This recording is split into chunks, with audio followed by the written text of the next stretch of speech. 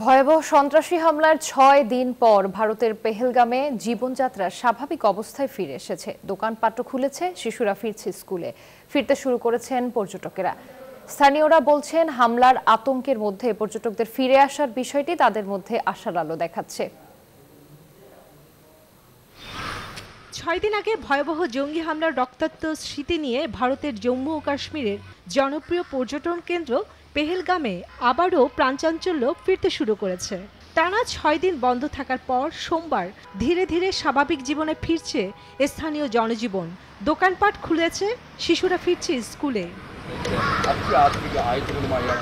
রয়টার্সের প্রতিবেদনে বলা হয়েছে, লিটল সুইজারল্যান্ড নামে খ্যাত পেহেলগামের এই দর্শনীয় এলাকাটি হামলার কয়েকদিন পরেই পর্যটকদের জন্য খুলে দেওয়া হয়েছে। ঘুরতে আসা পর্যটকরা জানান, তারা ভেবেচিন্তে সিদ্ধান্ত নিয়ে আবারও ঘুরতে এসেছেন। তবে হামলার কেন্দ্রস্থল বাইসারান তৃণভূমি এখনো বন্ধ রয়েছে। স্থানীয়রা জানান, হামলার আগে প্রতিদিন প্রায় ৫ থেকে ৭ হাজার দর্শনার্থী এখানে আসতেন, কিন্তু হামলার পর থেকে পর্যটকদের সংখ্যা আশঙ্কাজনকভাবে কমে গেছে। সাধারণত পর্যটকদের উপর নির্ভর করেই এই অঞ্চলের মানুষের জীবিকা নির্বাহ করে থাকে। তাই পর্যটক কমে যাওয়ায় আতঙ্কে ছিলেন পেহেলগামের বাসিন্দারা।